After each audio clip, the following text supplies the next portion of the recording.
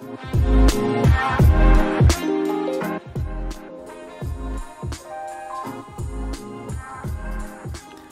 right, welcome to another episode of the Surviving Second Gen podcast. I'm your host, as always.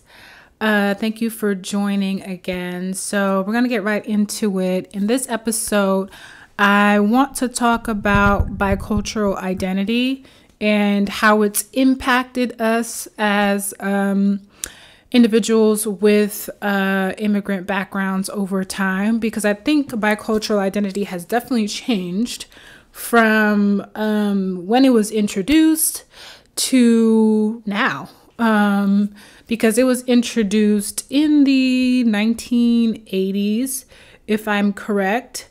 And since then, there has been different models that have been introduced to really define bicultural identity a little bit more and just create new ways of looking at it. And I must say, personally, I didn't even know what biculturalism was when I was going through it. That's how new the idea was. So really the first introduction into biculturalism and the identity development of people dealing with two cultures started in 1980. 1980. I was born in 1989. So consider how new it was to create a model of identity development in the 1980s. And I was born in the 80s. So this was super duper new, considering other models and theories that have been in psychology. And those models and theories have been part of psychology for, some since early 19th century. So just way back. So this model is a relatively new model compared to all other models. And again, think about, for me, when I was around, this was very, very new. And I haven't even thought about it. I'm thinking about it right now. Like, I was literally part of a generation where this idea of being a person with two cultural backgrounds or influences was really just emerging. So people, of course, have been going through it for years, right? Because immigrants have been around for a very long time, not just in the States, but in different parts of the world, people have, immigrated.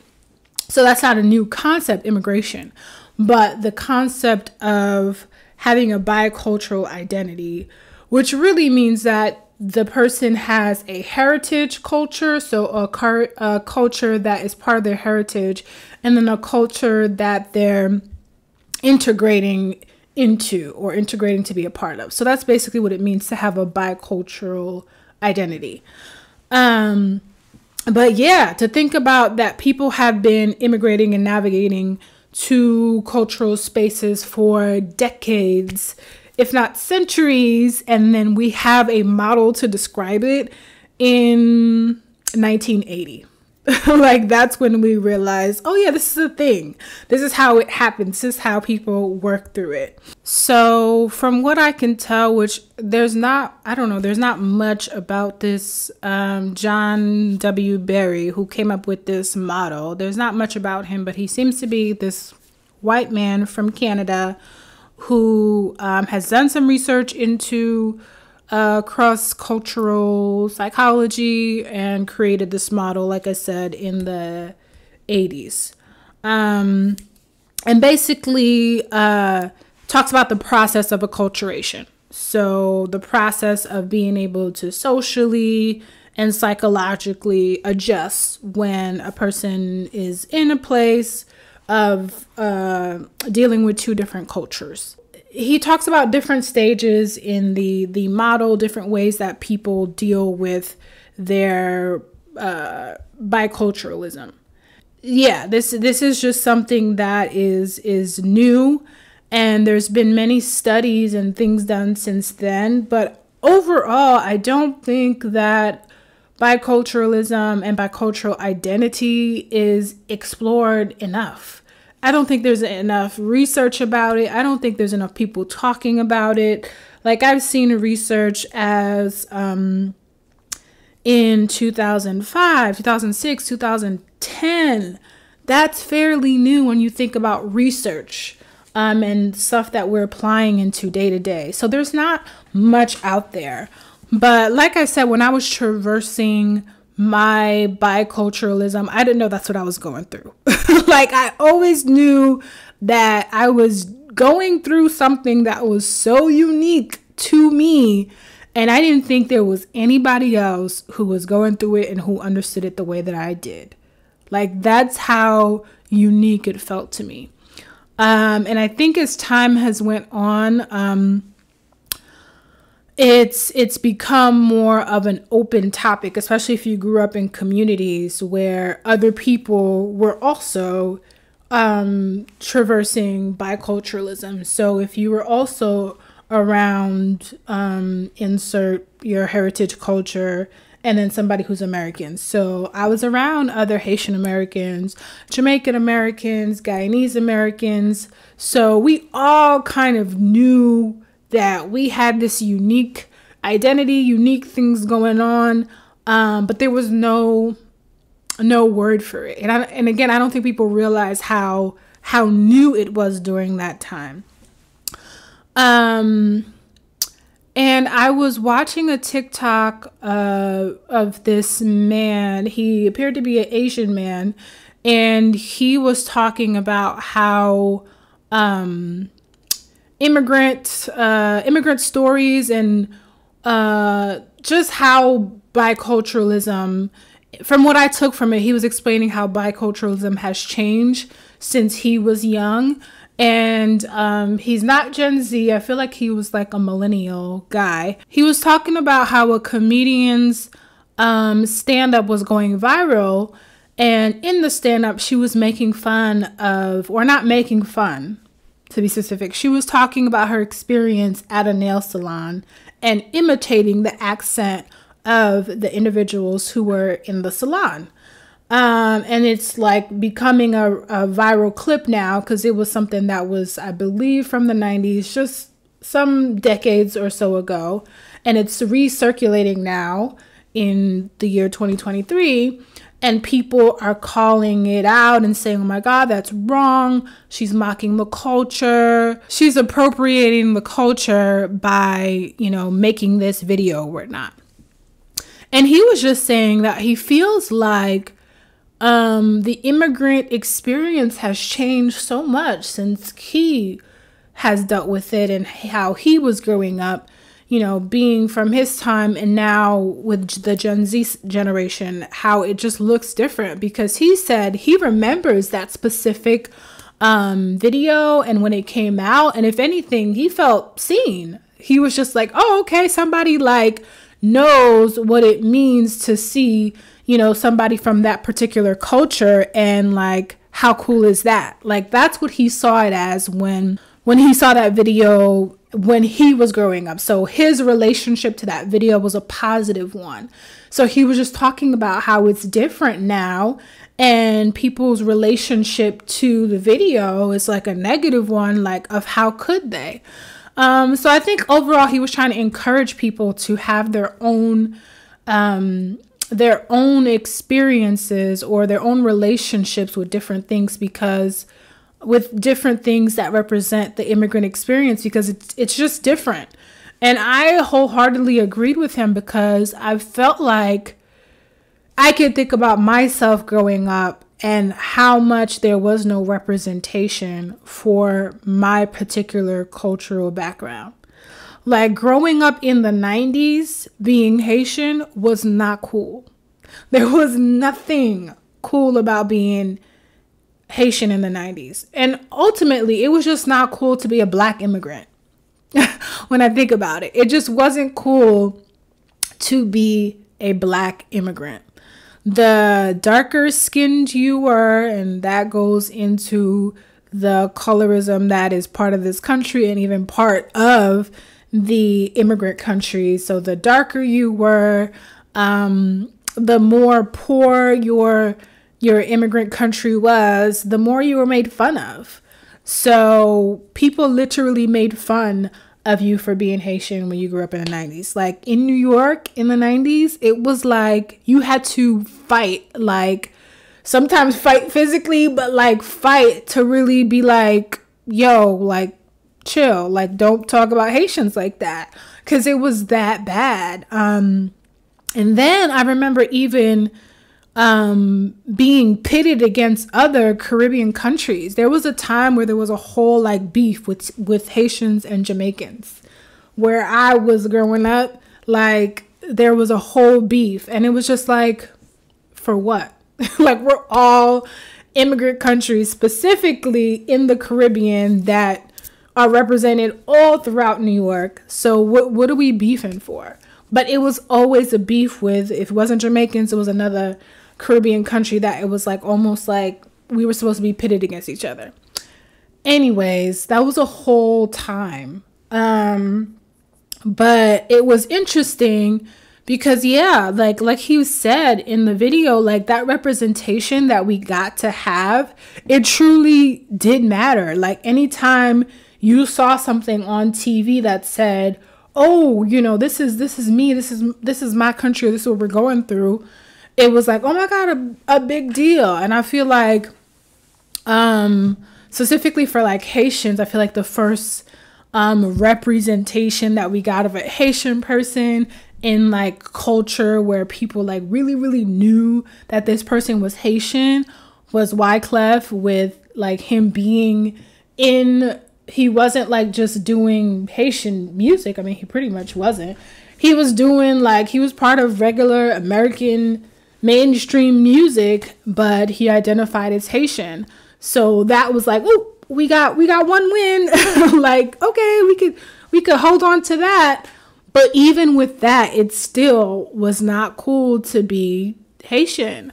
So I just imagine, you know, I just agreed with that creator in terms of like, there was so much that for us, if we just got a little bit of something that showed that we were being represented, that was cool with us. Like we didn't feel like it was something bad.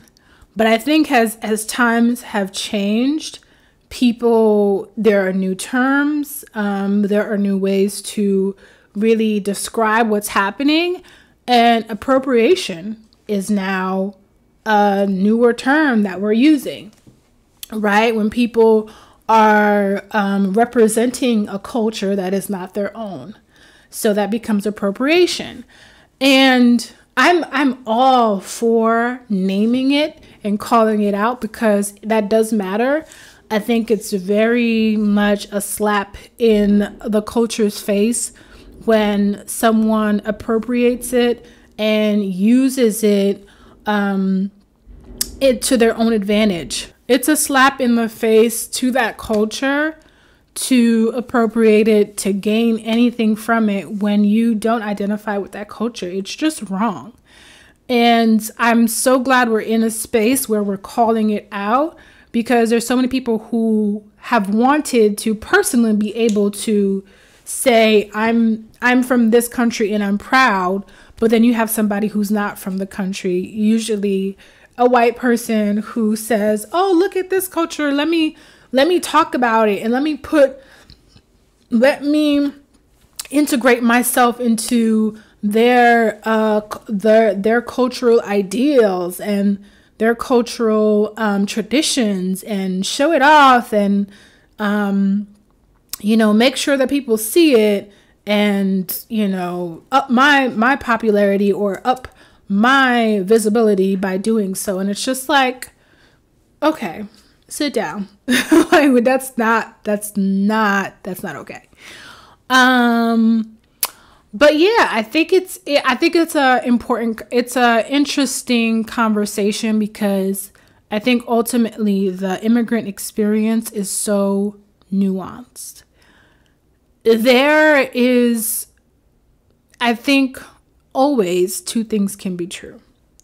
someone can see something that somebody's talking about, see something on social media, hear a situation, and take something from it that helps them feel like they're being seen, but also feel like, I don't know if this was like the right way to do it. Like, I think that it's like so easy to be in extremes and feel like this is good, this is not good. Talking about this in this way is good, and talking about it in that way is not good, which I've seen a lot of, especially with immigrant experiences. Like, people feel very personally connected to it, understandably so.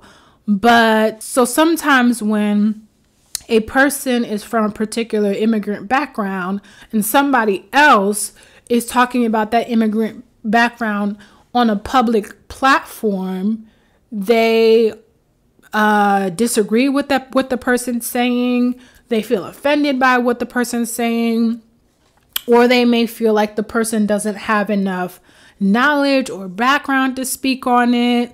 Like, I see that happen all the time, which is why I personally, I feel like that's a line that I tread, and I try to be careful with, and I make sure that I let people know that this is from my lens, from what I see, from what I've experienced when I'm talking about my personal experiences, because they're mine. You can't take that away from me. And I think what people need to understand is how to help people have their own experiences, especially if people are saying that it is their own experience. You may not have had the same experience. You may not agree with what they've taken from that experience, what insight they've gained, or how they've learned to reconcile with that experience. You can disagree with all of that, but you can't take away from the fact that that was their personal experience. And I think that's what a lot of people struggle with, is realizing that those two things can happen at the same time. Somebody can have their own personal experience, and you could still disagree with how they have reconciled with that experience, what they feel about those experiences. Because I think that's the thing with the bicultural experience. A lot of people, there's a few things. A lot of people, for one, have had a similar experience. Like, generally, right? Generally, we can say that there's a lot of people who've had particular experiences that show up when they are a person of an immigrant background. We could talk about that because studies show it. People's, lives and stories say it. Communities, you see it, So if you lived it, you kind of know, yeah, people pretty much have like a similar experience, especially with social media. We have more and more of people talking about what their immigrant experiences are like. And I see more and more people from immigrant backgrounds saying, oh man, we're just the same. Like, I know, like, for me, when I personally saw Yvonne Orji's first comedy stand-up comedy special, I was like, bruh, Nigerians and Haitians are the same. Like, we're literally the same. When she explained to her, like, everything that she went through, I was like, we are the same, So that's why I say, like, there's so much similarity in the immigrant experience, especially if you come from certain types of countries, or also similar regions, right? Like, the Caribbean experience is so similar, from country to country, down to the traditions, down to the values, down to the foods, you know what I mean? So it's like, you can overall say that there's a lot of similarity between the cultures. But sometimes, even though there are similarities, how people respond to those experiences are different. And that's what I'm realizing more and more. And I think that's what triggers people sometimes, because they may have had the same experience, but they don't want people to say that this is how it went for me if it doesn't align with how it went for them. If that makes sense. And I don't think that's fair.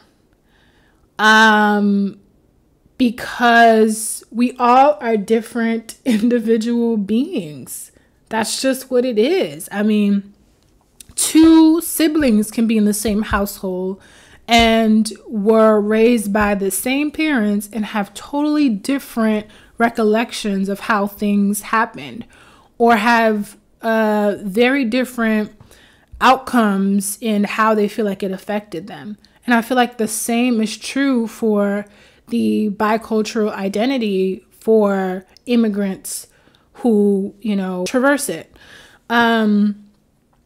Even for myself, as an example, there's a difference between myself, who was born and raised in this country and has so much connection to the Haitian culture because of how my parents raised me, and my siblings who are born and raised in their country of origin, and also spent a good time in this country. Our experiences and how we see those experiences are different, even though we were raised in the same household. Like I can say that for sure. But that goes to show you how nuanced it can be. So it's like, if you're from the outside looking into somebody else's experiences, you can't tell them that it's wrong or right. You can, talk about what those differences mean for you. You can talk about how they came up with that experience, and how they were affected by that experience, but you can't deny their experience. So that's why I go to overall generalizations and what I've seen time over time, that I can say, okay, this is a reoccurring theme, versus saying, well, this is what happened to me, so this is what happened to everybody, because it's not always what happens to everybody. Some of the things that I've talked about before in past episodes, some people may not relate to. Some people may not feel like they've experienced those type of traumas or those type of negative experiences, or they just don't relate. Does that mean that my experience is invalid? No. Does it mean that the experience of a lot of people who can relate is invalid? No. It just means that the experience is different. It's different. But I think that the tides are turning, and I think there's definitely because of how the world is now, and how people have become more open to understanding the immigrant experience, we have a lot of leeway for positive understanding to happen for people from different cultural backgrounds. Because the shift has really been moving slowly, but it's been moving. Because in the 90s, it looked different. And in the late 90s into the early 2000s, from the late 90s into the early 2000s, I feel like that shift really began to happen, because there were more public figures identifying as Haitian who were able to say, yes, that's my background, who were able to talk about it. And, even in other, even people from other immigrant cultures were able to say, like, yes, I may be in America, but this is my background. Let me tell you about my world. So there was a shift there where, we weren't necessarily making fun of Haitians anymore. And I remember vividly where the point kind of changed, probably like mid 2000-ish, where people were like, oh, you're Haitian? Oh, cool. Tell me more. Or like, oh my gosh, you used to live there?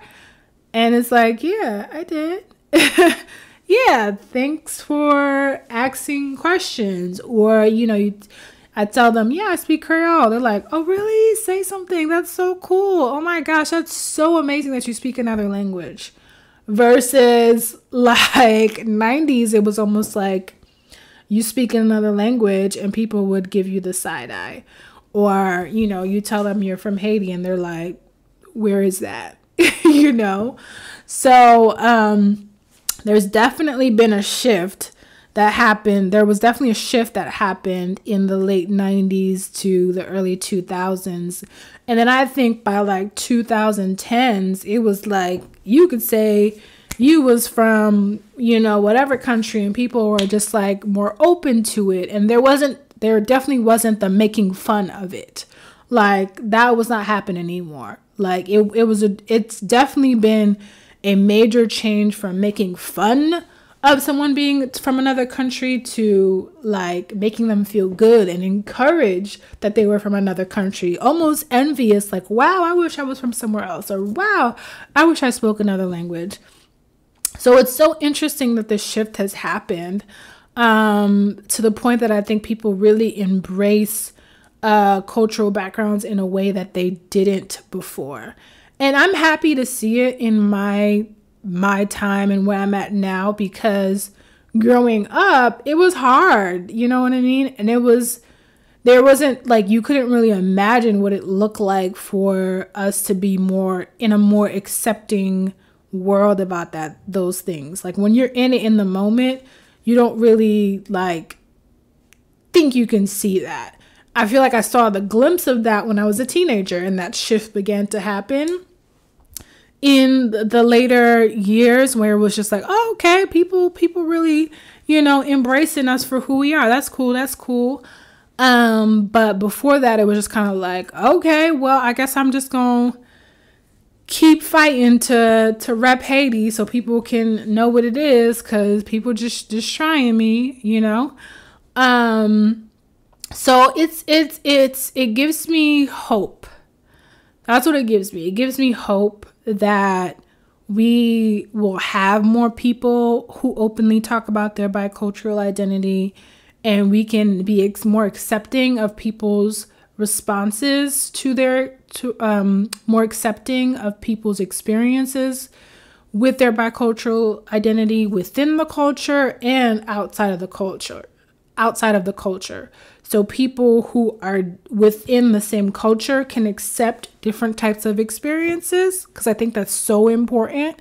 And people who are outside of the culture, so people who don't have that bicultural background, can be open to it and understand it in a positive light, which I think that is happening more and more.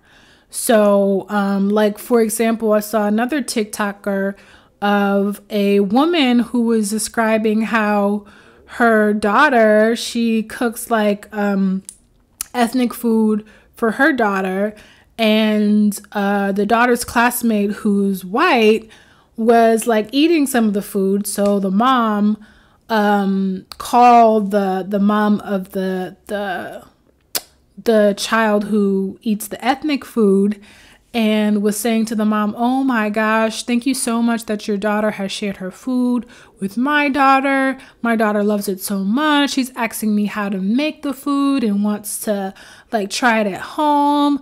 Like, are you open to sharing any recipes? And the woman, who I believe was Asian, she was like tearing up in the video, because she was like, wow, like times have changed, that I'm in a place now where I can cook ethnic food for my daughter, and other cultures or ethnic food for my daughter, and people who are not from that ethnic culture can embrace it and want to learn more about it. But she was just reminiscing on how she was growing up, and that wasn't the case, because you sometimes had to hide the type of food that you ate, or people would make comments. And I resonated with that, because I'm like, that's so true. Because there was not this comfortability to like share your food because people would make faces at it, or like say something about the smell of it. You didn't feel comfortable sharing that with people because it was just not the norm.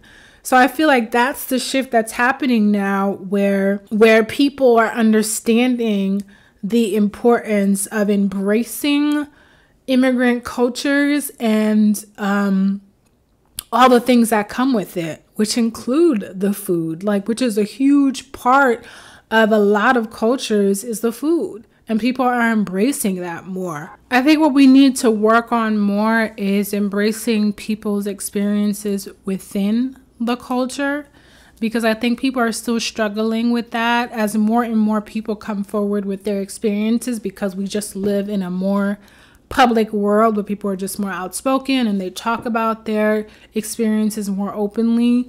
People have a lot of opinions. But I think it's important to understand that people can have different experiences. It can be different than yours, and that's okay. I think there's space for healthy dialogue about those experiences, how they impact you, what you've gained from them, versus judging people's experiences, giving a side eye, saying that no, that's not what it is. It's just not helpful. It's not fruitful to helping expand people's relationship to their bicultural identity. There's still people struggling with their bicultural identity, because I don't think that the experience is linear. You know, it's not just like you go from here, from this, assimilation, which is basically rejecting your culture and accepting the other culture, to this integration of like, oh yeah, I can totally accept the two cultures. The experience is not always linear. I mean, I know for me, there's points where I felt the need to assimilate, and for different reasons, especially like I said, in the era that I grew up in. And then there are points where I felt like I could, really work towards bridging the two cultures together. But that's like an everyday thing. Like, I'm still working through what integration looks like, because like I'm carrying these two cultures all the time. There's never a time where one isn't impacting the other, like it, because my heritage culture, my heritage just is always a part of me, but I live in a society that is not the society of my cultural background. So it's always something that I'm going to traverse. So that's why I think it's important for let people tell their story the way that it makes sense to them, because there are still people who need to identify with these stories. And I may have a story about my bicultural identity that someone just can't relate to, but somebody else can have a story, and the way they explain it, the way they talk about how they went through it, and the insights that they gained from it resonates, with whoever is listening. So they're able to resonate with that person more than they can resonate with me.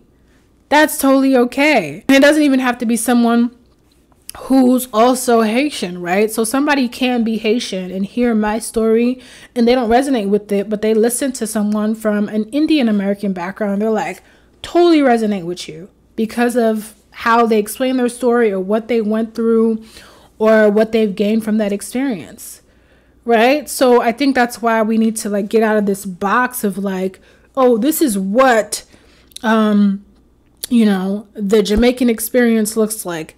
This is what the Chinese experience looks like. And if it's not explained this way, then I don't know if you're telling the truth. And it's like, no, that's somebody's truth. Let it be their truth. Let's have open dialogue about what that means for them, So ultimately, the shift is happening. It makes me hopeful that there are so many people talking about this more. And ultimately, this is what my platform is for. It's therapeutic for me, but also I can see that it's reaching people from different cultural backgrounds outside of my own personal one, and that's what I want. I want people to be able to hear my insights and take something from it and be like, wow, I truly appreciated that, or wow, like I totally relate to that, or wow, I can't wait to share this with someone and talk about it. That's what I'm here for. So thank you again for tuning into another episode. If nothing else, go ahead and go to that YouTube page, be a subscriber to the podcast, Surviving Second Gen Podcast, so we can have more conversation. And also I could see who it is that is listening to these episodes. Thank you for joining again. If nothing else, I see you in the next one. Bye.